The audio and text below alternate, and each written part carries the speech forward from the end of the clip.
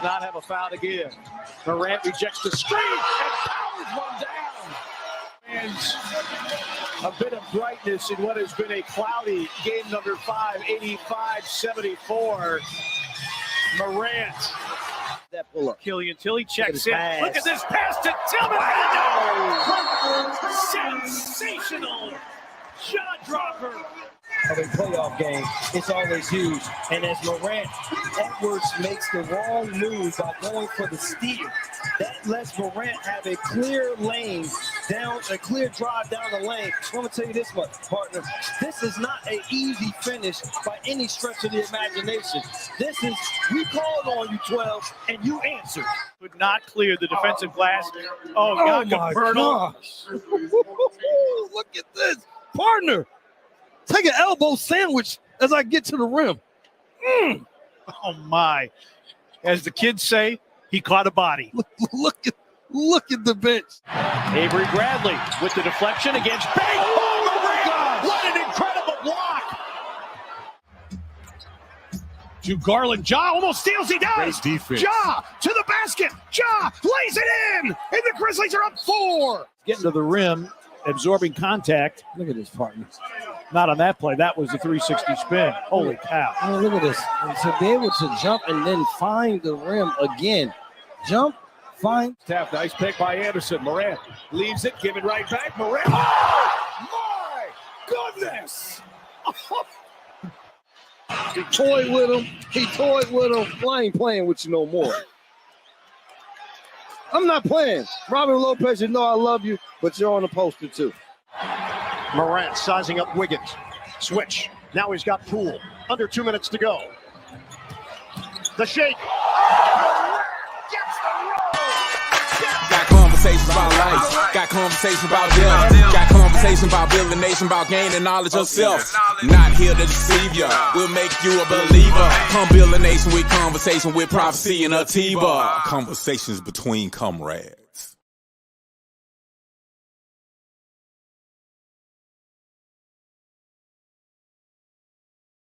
Welcome to another episode of Conversations Between Comrade. I went on the screen for a second. I apologize for that. But I'm your host, Brother Prophecy. And again, sadly, disappointingly, my brother, my comrade in the struggle is not with me. He's still going through his thing up there in the correctional facilities. He had his phone confiscated some time ago, and he has not been able to secure another one so we can jump back on the program. And actually, that's how I want to kind of start out the program, kind of giving an update with our comrade Atiba. I see you out there, Melly Queen. Thank you for jumping on and sharing the show with everybody. I appreciate that because now I ain't got to do it. But yeah, a quick update on our comrade Atiba.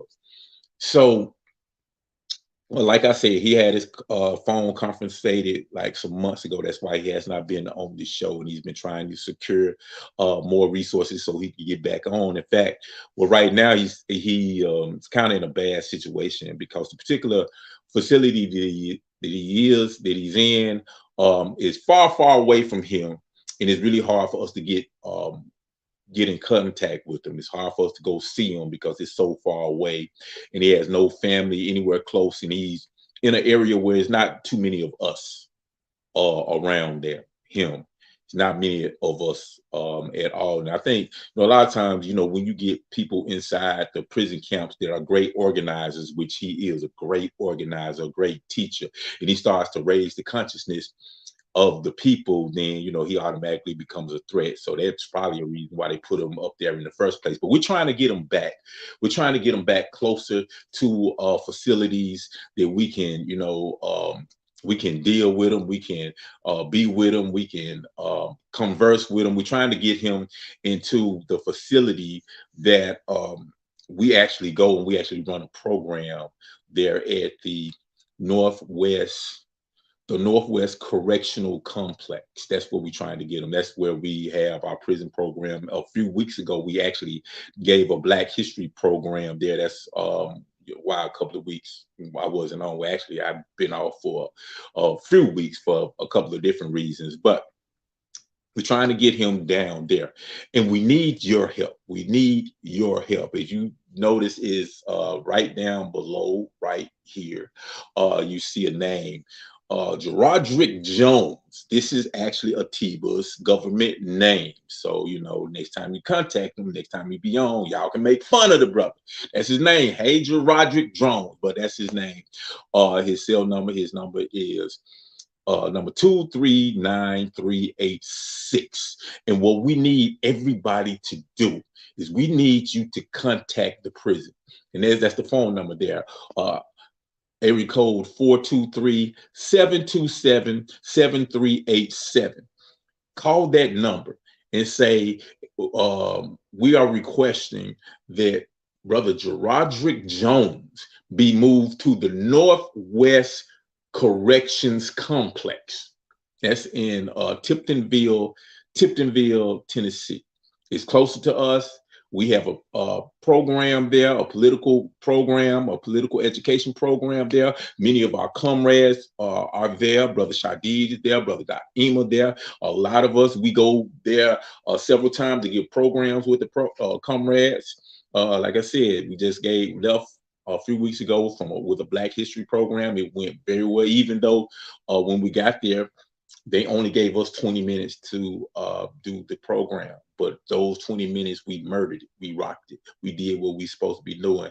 So we're trying to get that brother there. So y'all help us. I mean, because he's having a really hard time where he is. He's in a place that's not friendly. It's not a friendly place. In fact, just to give a little update without getting too much, information out, but he actually recently had a confrontation in there where he sustained an injury to his shoulder, and right now it's his right shoulder, and he has limited use of his right hand, his right arm. So, according to him, the last time I talked to him, he said he's not in a really secure place because prisons are a violent place. That's a violent place, and you need the means to defend yourself and the means to protect yourself. And he says he feels very vulnerable right now, even though he's a martial artist. He's well capable of protecting himself, because he has this injury. He has a very difficult time defending himself. He feels really vulnerable. So like I said, this is our brother Atiba, excuse me, Comrade Atiba. We're asking everybody to call him every day, in the morning when you wake up or wherever. Give him a call at the prisons in which he is in. That number is 423-727-7387. And say you're requesting Gerodrick Jones to be moved to the Northwest Corrections Complex. That's in Tiptonville, Tennessee. We're asking everybody to call so we can put pressure on them to help hopefully get this brother moved somewhere closer to us so we can be by him and we can do what we need to do in order to help our brother out, get him back on the show and just get him back. Because right now, he kind of, you can go through a lot of depression and stress when you are, in that type of situation that he is in. You know what I'm saying? And I can say right now, just knowing brother Atiba, Comrade Atiba, and y'all people who have followed this show, y'all know this. Y'all know this to be true. Comrade Atiba is not the brother that he was when he went to prison, when he got locked up to prison. The brother that he is now is a benefit to his community, his nation, his race. He does excellent work throughout the prison system. There are countless numbers of brothers who he has enlightened and changed their lives. You know what I'm saying? It's individuals who are out there now, out in the world right now, who were once locked up, who are doing great things because Comrade Atiba.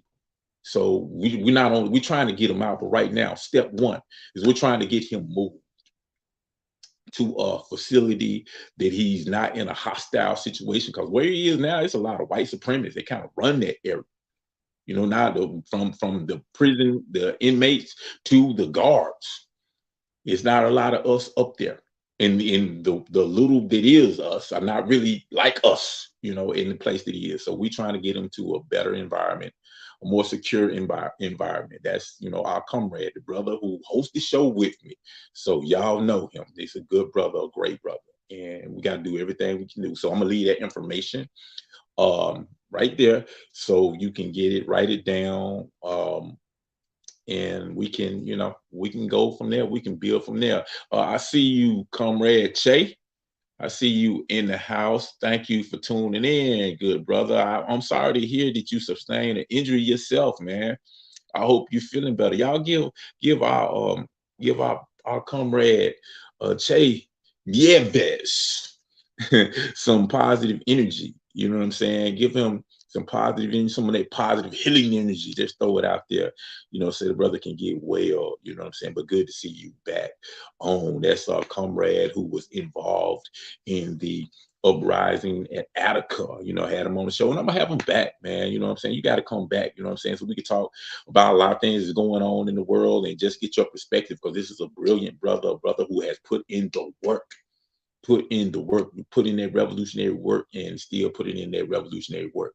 So gotta have that brother back on the show. And I see Joe Gonzalez back in the house. One thing I'm learning about Joe Gonzalez, this is a true warrior, man. This is a true soldier. Every time, he send me some things, he always in the community, he's always working, and he told me he's gonna get down to this way in the Tennessee area. And we're gonna build and do some work together. Hopefully that's the plan, man, because we really got to have all hands on decks, all boots on the ground to put in this work of liberating our people, because we up against a serious enemy, a serious beast.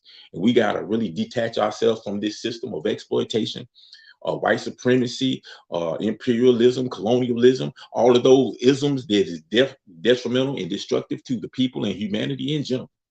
That's the only way that we're going to rise collectively. And I know, a lot of people wait, hey, man, I thought you was going to talk about John Morant. Thought you was going to talk about John Morant. You talking about brothers in prison, talking about Atiba and Joe Gonzalez. What about John Morant? Can you turn it back to the basketball highlights? I just like to look at him dunk. I'm going to get to John Morant and other things, you know what I'm saying? But, I got to acknowledge everybody, because I thank everybody for tuning in and doing what you're doing. Melly Queen, you always doing your thing. You know what I'm saying? That's one of our strongest warriors right here in Atiba City.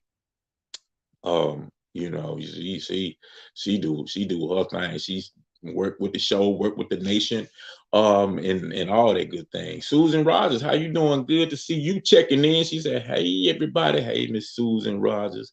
Always great to hear from you. Definitely. And you're welcome, Brother Joe Gonzalez. So, what are we going to talk about today? Well, if you started from the beginning of the show, you saw a lot of spectacular highlights from this basketball player that people know as Ja Morant. He's right down here in Atiba City. He plays for the Memphis Grizzlies. Now, you might be wondering why in the world I'm showing highlights of this brother. One, because he's a damn good basketball player. He's pretty spectacular. One of the better players in the NBA. I can't give him the title of the best player in the NBA, but I think I can give him the title is one of the most exciting players in the NBA. Probably the most exciting player in the NBA. Bright Future has a $200 million contract. $200 million. Brother make a lot of money. Now, he's in Memphis. That's why I'm at Memphis. So that's kind of the reason why I wanted to talk about him. Is you probably heard, or maybe you not heard, because you know what I mean. A lot of people don't necessarily follow sports, especially in our community, because we got more important things to be wasting our time with. Not even wasting our time with, but spending our time on. But if you haven't heard, brother been in a lot of trouble lately. He's having had like a series of incidents that kind of point to the reality that this brother might be going in the wrong direction, a negative direction, embracing a culture, a style, a thug life, a thug mentality, or some of the negative aspects of our community. And it kind of came to a head when the brother was on a trip to Denver with the basketball team, and he was at a party, and he went to Instagram Live, IG Live, with a live video, and he flashed a gun, and he was throwing up gang signs and all of this type of behavior, and it became like a very, very, very big story that basically jeopardized his future as a basketball player. Even though I don't think, I think he ain't going to get kicked out of the league or anything like that. But it's a big story because, one, being that he was in Denver flashing a gun, which kind of indicate that, where you get the gun from. If that's his gun, then that means that he took it to Denver, which means he went on an airplane with the gun, which is a violation, which is an automatic 50-game suspension, which basically this season over with, and a whole lot of things. It's become like one of the biggest stories in sports. So the reason why I wanted to talk about that is because, I say, okay, this is an opportunity to add some perspective to this that maybe the mainstream media is not dealing with or providing, because honestly, as far as Ja Morant, what he did, I think, really what it actually is a case of a guy who is young, immature, influenced by the wrong things, which a lot of young people are, and he just made a silly mistake.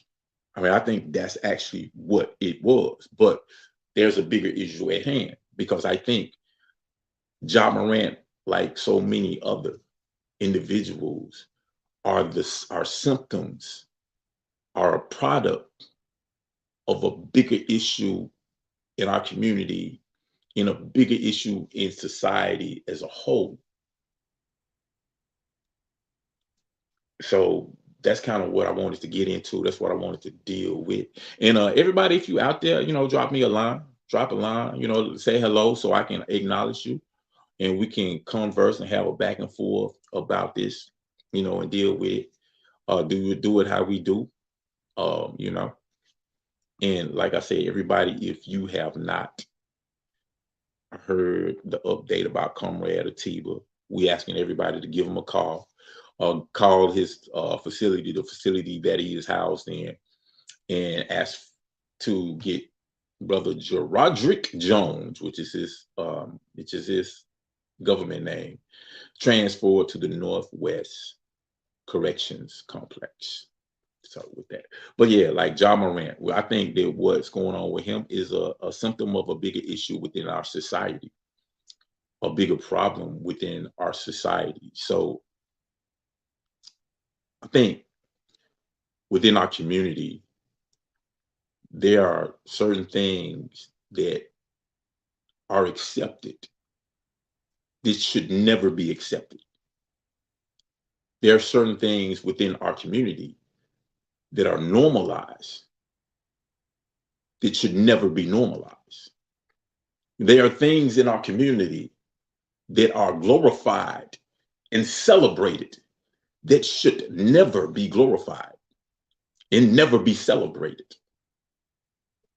When you analyze our community, there are certain self-destructive elements within our community that actually go against just human nature, period.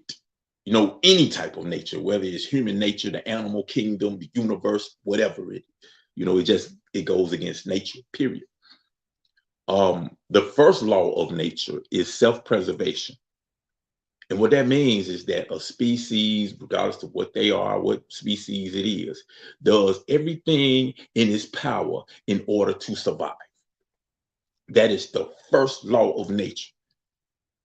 The strongest will, the strongest instinct you have is a survival instinct. The need to survive for yourself, for your offspring, for your species, for your nation, for your race, all of those things. So if we understand that is a universal fact,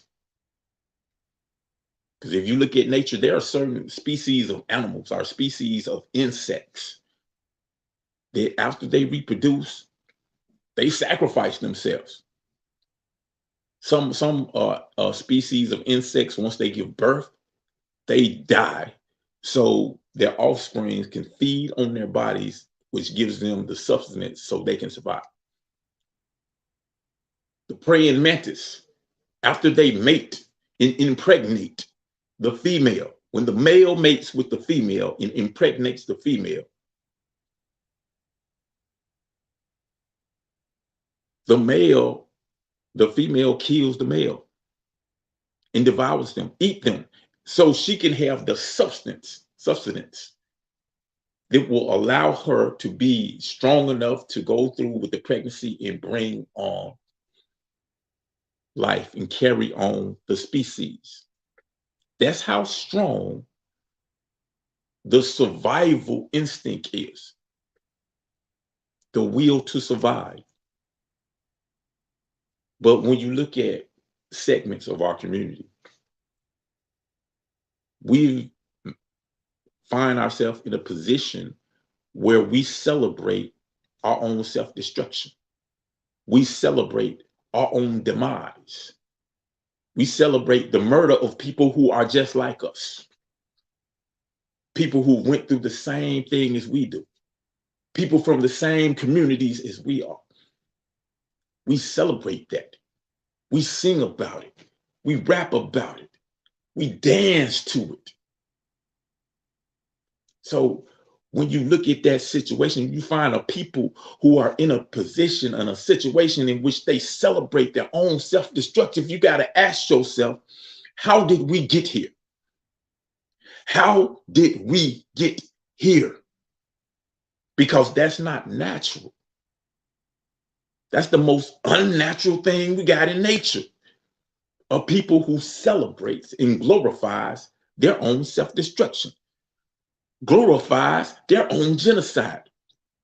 That is completely against nature. So how did we get here? And that's a complex analysis. That's a complex analysis. You know, and it's multifaceted because it's several different reasons that are working together. Because it's almost like there's been an ecosystem of self-destruction that has been created within our community. And I always say, you know, when you look at some of the self-destructive things that happen in our community, you can actually predict it. It can be predicted. Because I always talk about, you know, you factor in the fact that we've been living under a system in which they have told us that we are less than human beings. Even in their constitution for voting purposes, we were only considered to be 3/5 of a human being for over 400 years. And if you combine that with 100 years of lynchings, of murders, of rapings, which have never been paid for, which no one ever went to jail for, there is a legacy of lynching of our people. And you combine that with the years and decades of redlining, pushing our people into communities that lack the very essential resources needed to survive. But if you combine that with laws, the infestation of crack cocaine, which has devastated our communities, turning Black kings, turning Black queens into crack fiends.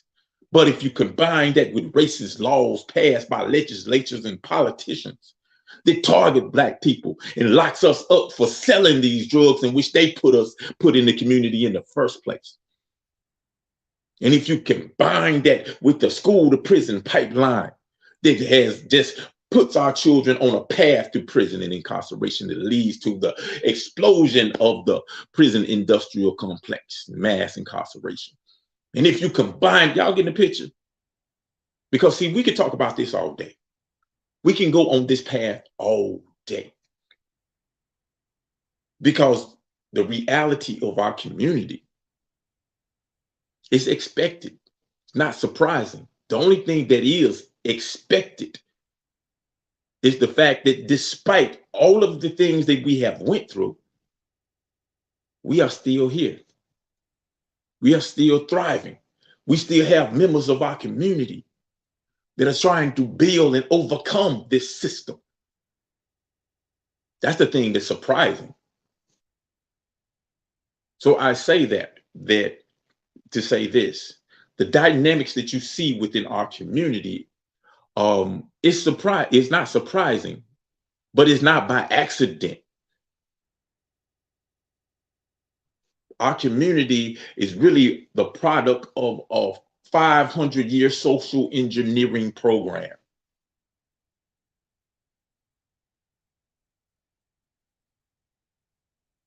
And the result of that program is you have a nation of people, a race of people who are damaged, who are hurt for a multitude of reasons. And I just talked about a few of them. That's just a few of them. So Ja Morant, person who is a part of this damaged community, because of his talent, because of his skill, his ability to play ball in a way that, 99% of the world's population can't do. 99% of the people in the world cannot do what Ja Morant does. Let's be clear. The dude is special. But because he has this talent, and we live in a capitalist system, then the powers that be said, yo, we can make money off of this brother. We can make money off of this guy. So they give him all type of money and prestige and fame, and they prop him up and all through his life because he has talent. People have told him, man, you're great, and you get a sense of being untouchable. Now you combine all that with the fact that he's just 23 years old. And young people, unfortunately, this is just a universal truth. It ain't just unique with Black people. But young people have a tendency to think they know everything. Until you get older and bit by life and got to live by life and you realize, damn, I didn't know anything. And you turn to one of them old heads, people like me who try to tell the young people, like, look, learn from our mistakes. But when you're young, you can't hear none of that. Especially when you have a $200 million contract. A $200 million contract. And you from a community that is damaged. That is damaged. But let's deal with some more of how we got damaged to the point we are now, where we celebrate our own self-destruction. Because that's basically what this brother did. He just got wrapped up into that lifestyle where we celebrate our self-destruction and we think it's cool. That man flashing a gun. And one thing about it, just from observing the post that he did, it's real obvious that this dude is not really a gangster. He ain't really one of them people who's from this type of environment. Well, he might be from this type of environment, but he's not that type of dude. That's obvious. Because first of all, he flashed just a regular, this man got a $200 million contract, and he feel the need to flash a regular pistol. Nothing special about it. Nothing fancy about it, and just like to show people that's cool. I mean, we live in America. America has more guns than anywhere. Anywhere. What's so cool about showing, hey, y'all, I have a regular gun, a regular pistol, which you can find in basically anywhere in America. You throw a rock, you're going to hit somebody who got a gun, probably better than the one he flashed. So, off top, I'm not, I don't necessarily be into, you ain't gangster, you ain't, because that's stupid, you know what I'm saying? But his behavior indicates that he's not necessarily somebody who comes from that lifestyle or lives that type of lifestyle. He's more someone who is influenced by that lifestyle, thinks that it's cool, thinks that he gets some type of prestige by making people believe that this is the type of life in which he lives. So, therefore he flashed a gun. It was stupid. It was silly. It was immature. It was dumb.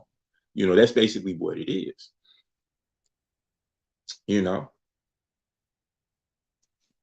So, is that, but see, the bigger issue is the bigger issue is not necessarily that he did this and it was something stupid and it's something that jeopardized his career. The bigger issue is the culture, the fact that this brother who has done some spectacular things because he has a unique talent, a talent that most people don't have, and he's put himself in a position that most people will never be in.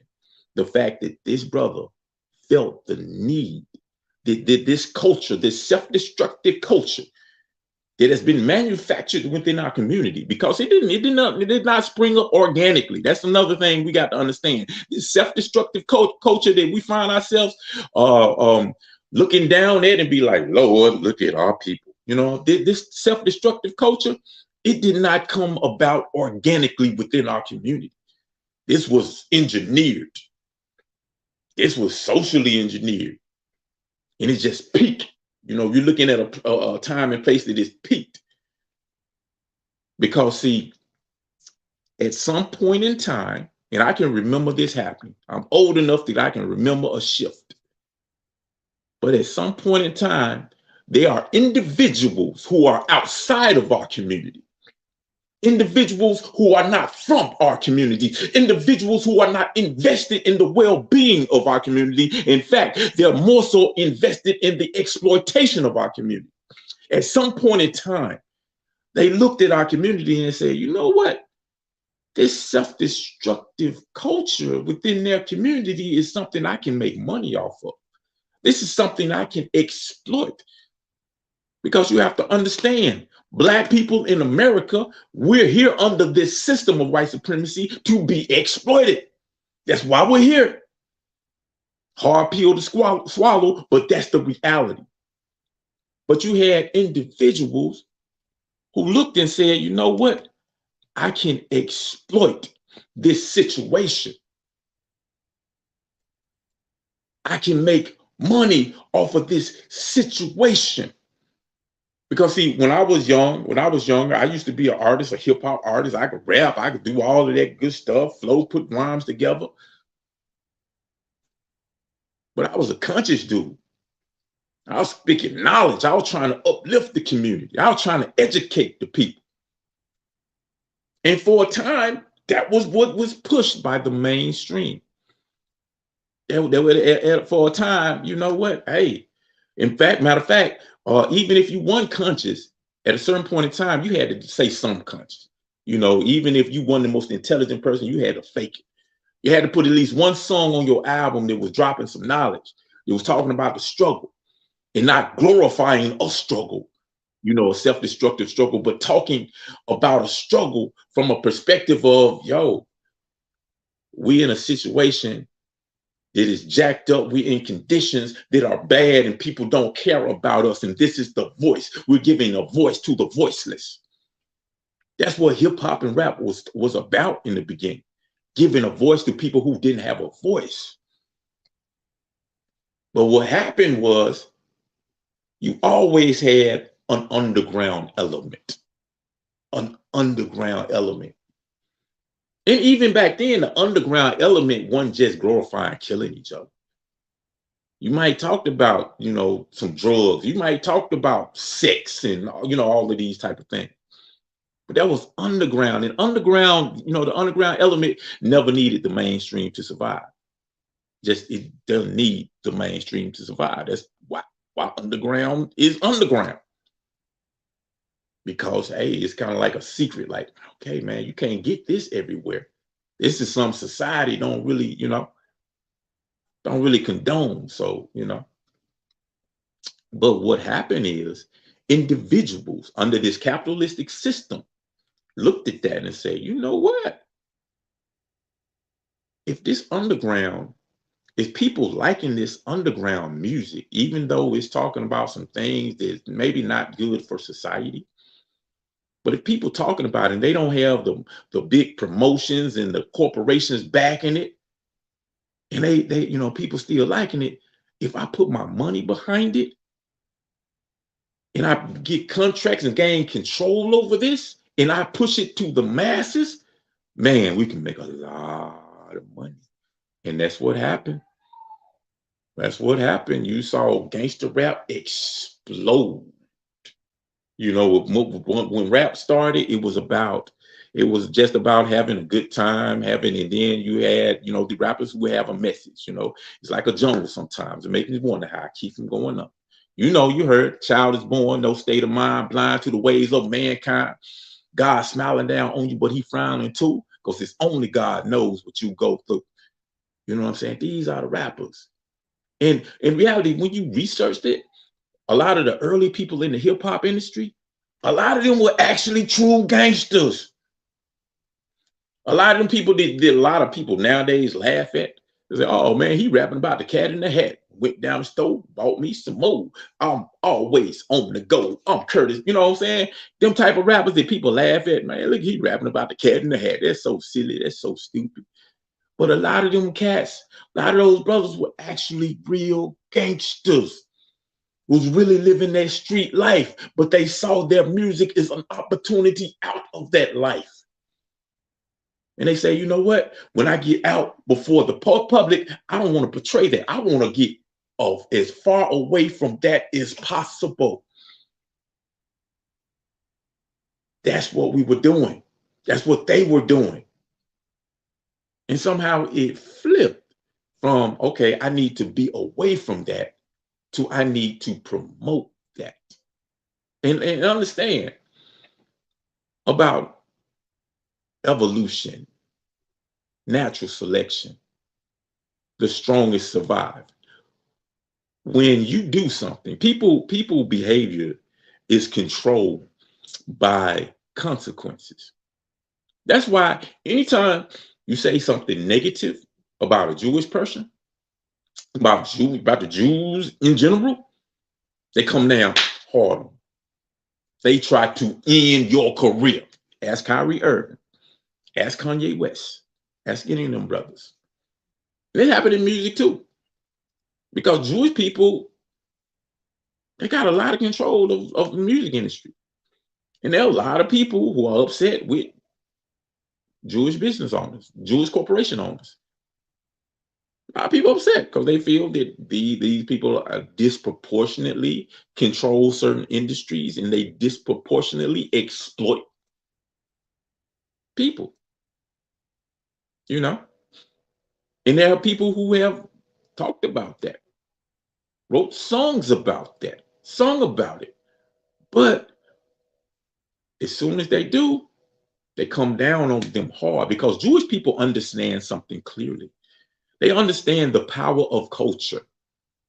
They understand that, your culture informs you on how you should think, how you should act, how you should respond to different things. See, if your culture says, you know what, you have to respect your elders, you have to respect women, then what happens? People growing up and they say, you see disrespect. No, you don't do that. We don't do that. We respect our elders around here. We respect our children. We respect all of these. And you know what's crazy? I'm probably not going to be on too long, simply because my equipment finna die on me. And for some reason, I guess I got a shortage. So if I just cut out, I'm sorry. I do apologize. But like I said, your culture informs your behavior. Your culture informs you on how you're supposed to act and how you respond to different things. I did a project with a Muslim community. It was like the Amid Center. It's like a community center for Muslim people, where they kind of come and get together and do their thing. And it's like a safe space for them. But I did a project with them. It was with children, Muslim children, who had been bullied after 9/11. I did a video with them. So when I did this video, they told me about how people were bullying them, and they were fighting them and trying to beat them up and talk bad about them, making, all of these terrible things that, that shouldn't happen to children. But every child that I interviewed said the same thing. It was like, yeah, this happened to me, and they did this and they did that. And then I hit them in the face. I smacked them in the lip. Every last one of these children ended their story with some type of retaliation, some type of revenge, some type of consequence for bullying them. Because within their culture, they do not teach turn the other cheek. They teach an eye for an eye, a tooth for a tooth, and a life for a life. So therefore, every time they said they retaliated against a child for bullying them, they said it with pride, much pride. Like, I hit him, a little girl, I hit him in the face. Right? Because that's part of their culture. Their culture informs them that you do not accept people disrespecting you. So Jewish people understand the power of culture. So when they hear somebody having a rap song, and when Michael Jackson says, screw me, Jew me, don't you ever, these type of things. When people like come and put out a song that says this rap game is owned by a bunch of old Jewish men, they say, oh, no, we ain't gonna have it. We're not gonna allow you to even start portraying us in a negative light within your culture. They're not going to allow that. They ain't going to have that because they understand how powerful culture is. But they don't give a damn about promoting culture that is self-destructive to us. See, what I'm saying is the predicament that we find ourselves in is not an accident. See, at some point in time, a group of people who had a lot of money, a lot of wealth, and a lot of influences and resources said, we can make money off of this self-destructive element within their community. And they promoted it and they pushed it to the mainstream, and it moved it from being a small part of our population to something that dominates our culture. Now, I'm not saying every Black person is just a gangster thug. No, most of us are not. The overwhelming majority is not. But the self-destructive element within our culture, it dominates the culture. It disproportionately dominates our culture. Look at the music. Just look at the music. And music is an important part of the culture because it influences it. Music can give you a message and you don't even know it. You're just listening to the beat. Now, I understand that you've been educated and indoctrinated without you even knowing. And this happens. And this is what this young brother was influenced by. When you see his behavior, it's just the same thing that goes on with millions and millions of young Black children all over America. Which brings me to reparations. Now, what reparations got to do with Ja Morant and all this other stuff? You just reaching, brother prophecy. What you talking about? And I hope my stuff lasts, so at least so I get to this point. So that's why I'm gonna go to it real quick. But reparations, see, the root word of reparations is repair. It is repair. We need reparations because living under this system of white supremacy, oppression, capitalism, exploitation has damaged our people. It has damaged us. What you see within our community is damage. We're damaged goods. When you see Ja Morant, that is a manifestation of a community that is damaged. And it's disappointing, it's saddening because, like I said, I live in Memphis, Tennessee. The last thing we need down here is a brother who got all kind of talent, all kind of skills, is bigger than life down here. That's Ja. They have all these little children looking up to him. The last thing we need is somebody like that promoting this self-destructive behavior and mindset that dominates the community down here in Memphis. Memphis is a violent city. I ain't gonna lie to you, y'all. It's all kind of things that just should not go on, but it goes on down here. That's the reality. We understand that.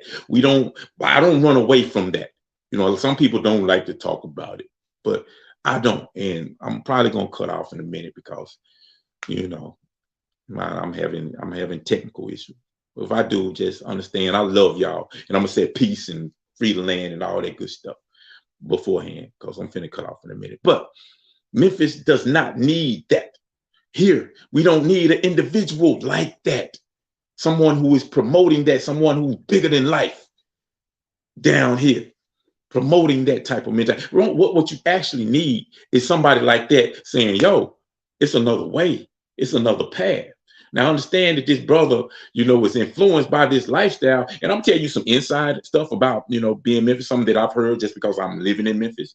And people down here actually know the brother. People down here actually kick it with the brother. Or they kick it with the people that he kick it with, because apparently he likes to kick it with the gang element, the, criminal element in society. From my understanding, a lot of people who used to kick it with y'all really don't want to kick it with the brother no more. They really don't want to kick it with this brother no more. Because they saying, look, bro, you bringing attention to us that we really ain't asking for. You up there on national TV, doing all of these things. You got people looking at us, bro. You becoming a liability, which is crazy. Now, that's just, that's just some inside stuff that I've heard because I live here. But the reality is you got a brother like Ja who making all that money. If he want to hang around the criminal element, then he has the opportunity to elevate the people that's around him. He has the ability to elevate the people that's around him. And this is what, if the brother ever hears something like this is the advice that I have for you. First of all, I think you should leave that element alone, or at least try to elevate them. You got enough money, you can create business. All of this illegal stuff that people doing, you can make it legal. You can flip that.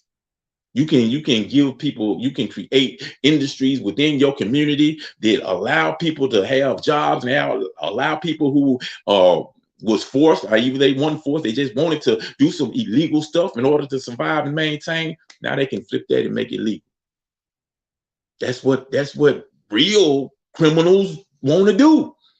They want to say, yo, I want to stop eliminating this risk. I want to live. I want to be able to pay my bills and live like I want to live, but I won't necessarily the risk that comes along with living this lifestyle. You got the opportunity to do that. But because the self-destructive elements of our culture has been pushed by this mass media propaganda machine, it has been shoved down our throat. That you got people who don't even come from that lifestyle. Once they get means and resources, they want to jump into the lifestyle, which is crazy, which is insane, which goes directly against nature, period. It's ridiculous. It's crazy. And that's what you see with Morant. That's what you see with a lot of rappers. Because you got people who have the ability to rap, and then they get on and they get popular. And even though they was not into gang or anything like that, gangsterism or thugism or whatever you want to call it, now they want to be about that life. They want to portray that.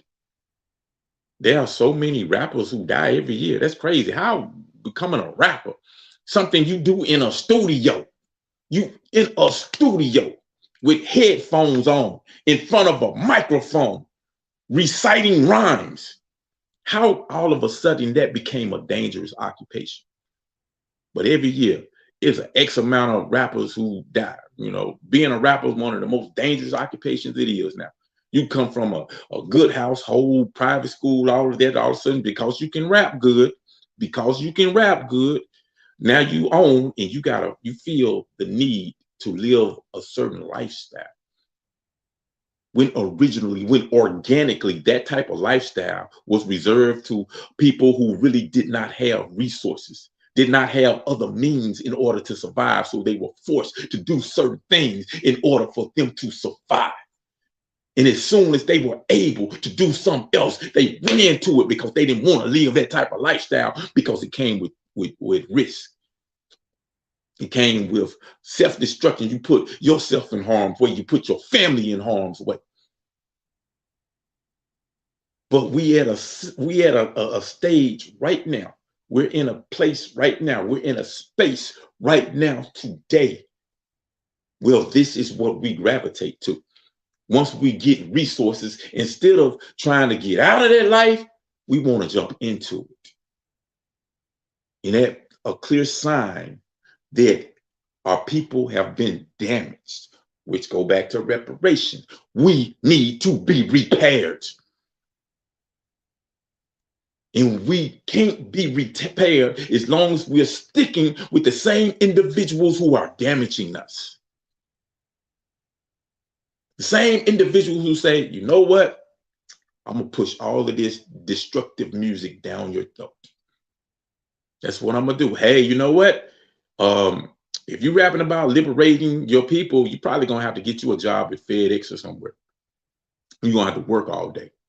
But if you rap about killing everybody, rap about this gang, this street life, you rap about disrespecting your woman, you do that, man, it's a future for you. It's a career for you. And like I said, people's behaviors are influenced by consequences. If I'm an artist, I'm talented, and I do something that uplifts the people, and it goes nowhere, nobody say, okay, yo, I want to give you this for it. But I put some lyrics together that talks about the destruction of my own community, and somebody said, I want to give you $1 million for that. Keep on doing it.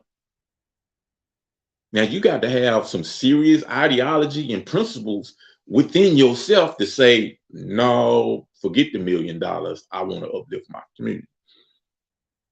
Most people ain't going to do that. That's just the reality. Because behavior is influenced and controlled by consequences.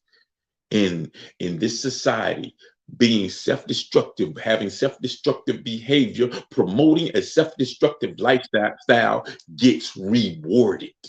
And the things that get rewarded duplicate, they multiply. That's how it is. That's with anything. You see something that works, you're going to find somebody else doing it. That's why all the rappers sound alike. That's why you can't tell one from another. That's why they all, the names, it's Lil this, Shorty this, Lil whatever, you know what I'm saying? Young this. Because that was successful. The first Lil whatever it was who blew up, they're like, oh, you know what? Damn. Lil whatever, that works. So I'm going to be Lil this. I'm going to be Lil that. Because if they did it in the work, then maybe I can do it in the work. That's just simple nature. That's just simple the way things are.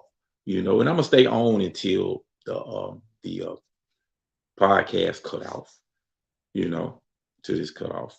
And when it cut off, I'll probably just play a commercial because we got Nation Day coming up. And I'm about to cut off right now. So we love y'all. Peace.